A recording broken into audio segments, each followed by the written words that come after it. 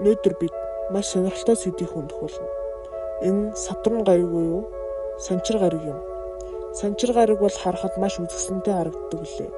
Уг биет нь аврах хий тоосоор бүрдэгдсэн амьдралгүй гаригуудын нэг юм. Бас гаднаараа 7 бүрхөвчтэй. Гэхдээ маш олон цуврахал байдаг. Уг гаригийг там гэдэгт итгэдэг хүмүүс мөн ч их бий.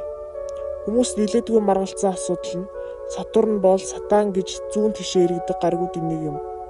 Бас Санчир гариг харагдаж байгаа шиг үзэсгэлэнтэй чимээтэй биш гэдэг нь батлагдаж уг бичлэгдээр гардаг байна.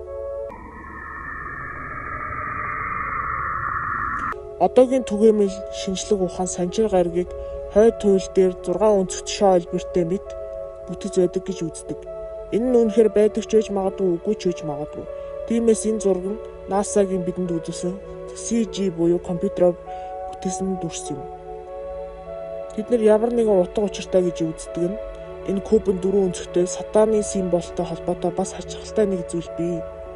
Ямар ч ягаас нэг гариг сонг гэвэл Санчир гаригийг сонгох болно.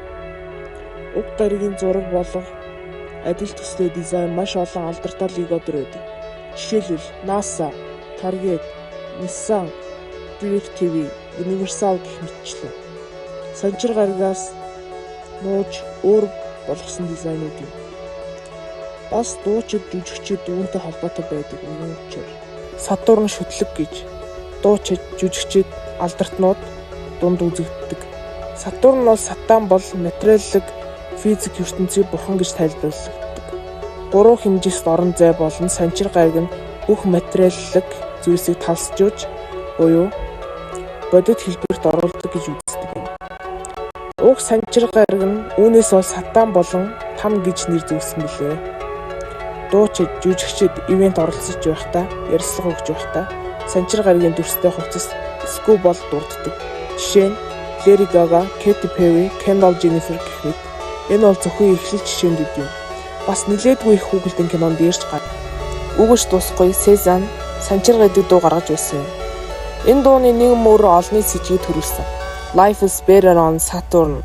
Амьдрал Санчир гариг дээр илүү дээр байдаг гэх үг нь. Тэр дуугаараа 2025 оны Grammy авсан. Урд өмнө 2014 онд Escape гэдэг дуугаараа дэлхийд дөргил төгсөн. Майкл Джексон уг дуугаараа Санчир гаригийн шашингийн хийн төгж байсан учраас олон хүмүүс ойлгоогүй байна. Санчир гаригийн ард Сатан байгаа эсгүй бол зүгээр л нэг гариг үү гэдэг асуулт нь бидэнд үлдсэн ч бодит үнийг хинч олоогүй юм. Өнөөдрийн бичлэгийг энэ хүрээд өндөрлөж байна. Лайк болон саб дараарай. Үзсэнд баярлалаа.